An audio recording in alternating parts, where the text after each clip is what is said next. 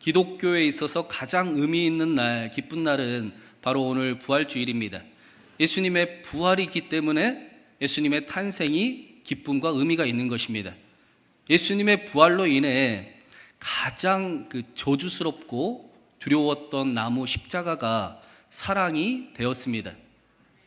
부활하신 그 하나님의 사랑이, 하나님이 나를 위해 십자가에 달려 죽으셨구나, 하나님이, 살아계신 하나님이 나를 사랑하시고 나와 함께 하시구나 라는 사실을 부활은 우리에게 깨닫게, 믿어지게 합니다. 그래서 초대교회 성도들은 십자가의 고난과 아픔보다는 부활의 승리를 노래하며 살아갔습니다. 십자가를 바라보며 자신을 연민하고 왜 나는 이렇게밖에 살아가지 못하나 라고 그렇게 회개하며 살아가는 인생이 아니라, 아니 그래도 하나님이 나와 함께 계신다, 예수 그리스도의 승리를 바라보고 승리를 꿈꾸는, 이미 승리한 자와 같은 삶을 초대교회 성도들은 살아갔습니다.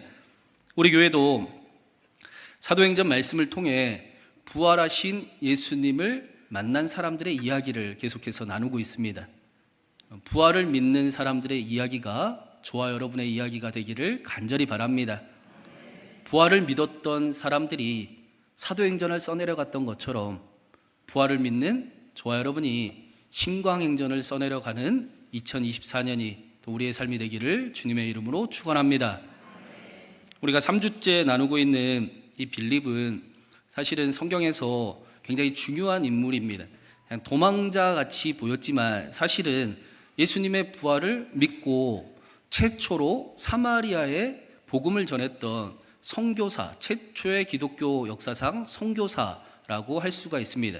또 오늘 말씀에서는 성경의 최초로 이방인에게 예수 그리스도의 십자가와 부활을 전하는 최초의 기독교인이 바로 빌립입니다. 빌립은 사람들 눈에는 도망자 같았을지 모르겠지만 하나님 보시기에는 선교사였습니다. 선교사로서 그 삶을 살아갔습니다. 오늘은 특별히 빌립의 그 삶을, 모습을 통해 우리가 부활을 믿는 것은 무엇인가에 대해 특별히 그 일에 대해서만 함께 말씀을 나누도록 하겠습니다. 우리 26절 말씀을 한번 같이 읽어보겠습니다. 26절입니다. 주의 사자가 빌립에게 말하여 이르되 일어나서 남쪽으로 향하여 예루살렘에서 가사로 내려가는 길까지 가라 하니 그 길은 광야니라. 주의 사자가 빌립을 찾아오셔서 빌립에게 사마리아에 있지 말고 이제 예루살렘을 지나 가사까지 내려가라 라고 말씀을 하셨습니다. 이런 말씀을 내리신 분을 26절은 주의 사자다라고 말씀을 하고 29절에서는 성령이라고 말씀을 하고 39절에서는 주의 영이다라고 말씀을 합니다.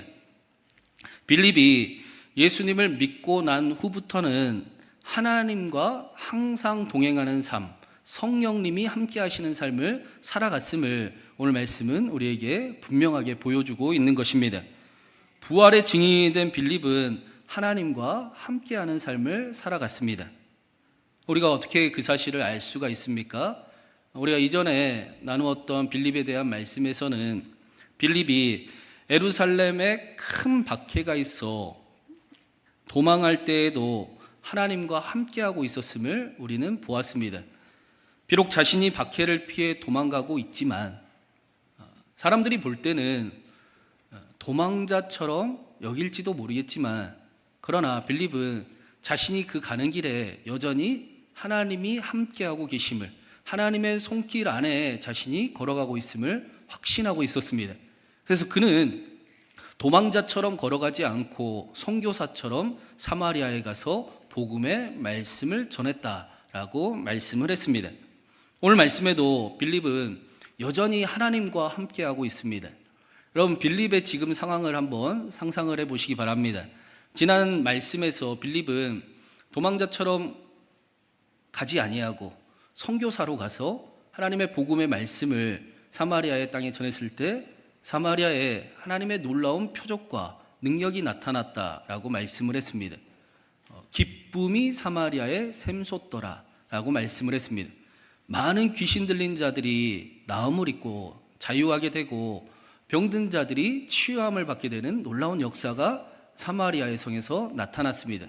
심지어는 사마리아의 큰 자라 여겼던 시몬도 빌립에게 세례를 받습니다. 빌립은 사마리아에서 유명한 사람이 된 것입니다. 이제 사마리아에 박해를 피해 비록 도망 온 것 같았지만, 그런데 사역의 열매가 곳곳마다 열매가 맺히고 있었습니다. 그러면 빌립의 입장에서는 사실 사마리아를 떠나면 안 됩니다. 열매를 맛보고 열매를 거두고 그 일에 사역의 기쁨을 자신도 누리고 싶었을 것입니다. 이것이 사람의 생각으로는 당연한 일입니다. 그런데 오늘 말씀에 성령께서 빌립에게 예루살렘을 지나 가사까지 가라라고 명령을 하셨습니다. 제가 구글 지도로 검색을 해보니까 그 사마리아에서 가사까지 가는 그 길이 150km 정도, 160km 정도의 거리입니다. 걸어서 계산을 해보니까 한 번도 안 쉬고 쭉 걸어가면 40시간 정도 걸리는 거리입니다. 심지어는 예루살렘에는 박해가 있었습니다. 빌립은 예루살렘의 박해를 피해 도망쳐 왔습니다. 박해가 여전히 있는 예루살렘을 지나, 그리고 오늘 말씀해 보니까 그곳을 광야였다라고 말씀을 하고 있습니다. 그런데 빌립은 다른 이야기가 없습니다. 27절에 보니까 일어나 갔다라고만 말씀을 합니다. 빌립은 하나님께서 가라 말씀하시니 일어나 갔습니다. 부활하신 예수님을 믿고, 부활을 믿고 난 뒤로 빌립은 어디에 있든지 무엇을 하든지 하나님과 함께 동행하고 있었다라는 것입니다. 하나님께 묻고 하나님의 뜻을 발견하고 하나님께 순종하는 삶, 믿음으로 살아가는 삶을 빌립은 살아가고 있었습니다. 그리고 성경은 하나님과 함께하는 삶에 놀라운 능력이 나타났다. 하나님과 함께했던 빌립 한 사람을 통해 사마리아 그 땅에 하나님의 놀라운 역사와 표적이 나타나고 큰 기쁨이 넘치게 되었다라고 우리에게 알려주고 있습니다. 하나님과 함께하는 삶에 능력이 있다라는 것입니다. 하나님과 함께하는 일반적인 믿음에 능력이 있습니다.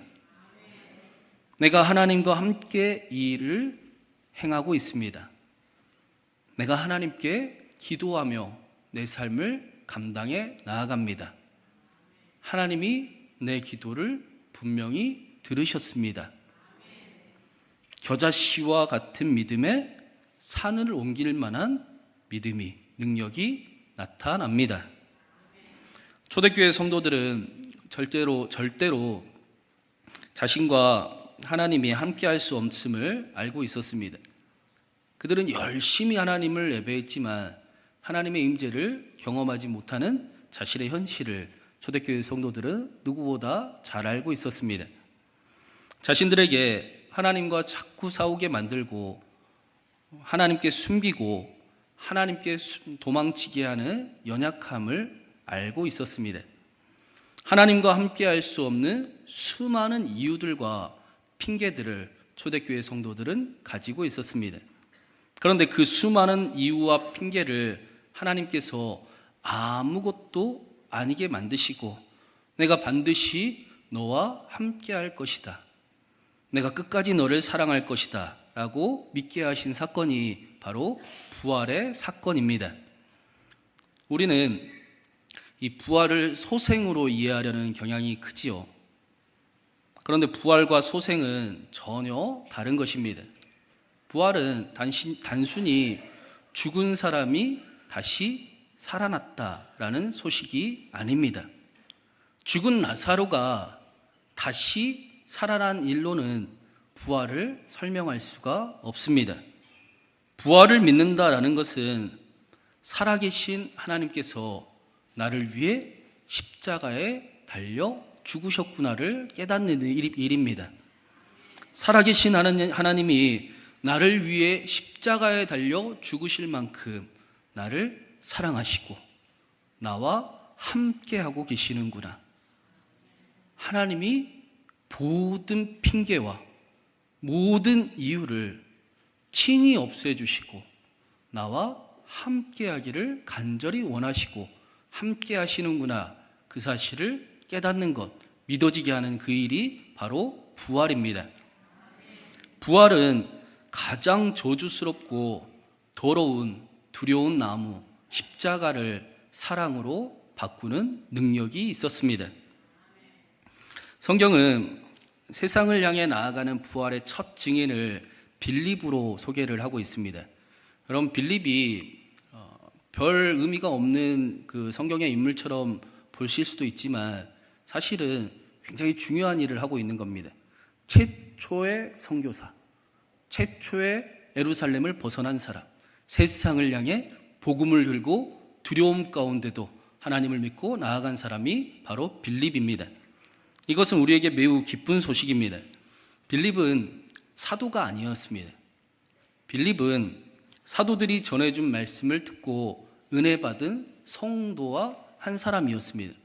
저와 여러분처럼 말씀이 믿어져서 예수님의 십자가와 부활을 믿습니다 라고 말한 은혜 받은 성도였습니다. 그리고 성경은 부활을 믿은 그 빌립 한 사람을 통해 하나님의 놀라운 일이 시작되었다라고 말씀합니다. 우리가 고난중한 새벽에 나누었던 룻기도 마찬가지였습니다. 룻이 하나님을 믿고 하나님과 함께 믿음의 도전을 시작할 때에 하나님, 다른 사람이 어떻게 믿는지는 나는 모르겠습니다. 내가 사는 이 시대가 소돔과 고모라 마치 같고 전부 하나님을 믿는다고 이야기는 하는데 근데 모습은 전혀 믿음을 발견할 수 없는 시대를 살아가고는 있지만 그러나 나는 하나님 믿을 겁니다. 나는 하나님을 사랑합니다. 하나님 다른 사람은 몰라도 나는 끝까지 믿음으로 하나님 앞에 나아갑니다. 그랬던 룻에게 하나님께서 우연히 그리고 마침 하나님의 은혜를 놀라운 은혜를 경험하게 하셨습니다. 룻의 은혜 받음은 자신의 삶의 회복으로만 멈추지 않고 베들레헴 전체에 온 기쁨과 회복이 되었다라고 말씀을 합니다. 사랑하는 여러분, 예수 그리스도의 십자가와 부활을 믿고 하나님과 함께하는 삶을 살아가는 저와 여러분 되기를 간절히 바랍니다. 간절한 믿음과 기도로 하나님의 응답을, 하나님의 은혜를 경험하는 저와 여러분 되기를 간절히 바랍니다. 하나님께서 하나님과 함께하는 저와 여러분에게 말씀대로 놀라운 은혜를 부어주실 뿐 아니라 하나님의 은혜를 간직한 저와 여러분을 통해 빌립처럼 룻처럼 다른 사람들이 소망을 얻게 되고 우리 교회가 기쁨이 넘치게 되고 이 나라가 기쁨이 넘치게 되고 교회를 다시 회복시키고 교회를 교회답게 일으키는 저와 여러분의 삶이 되기를 주님의 이름으로 축원합니다.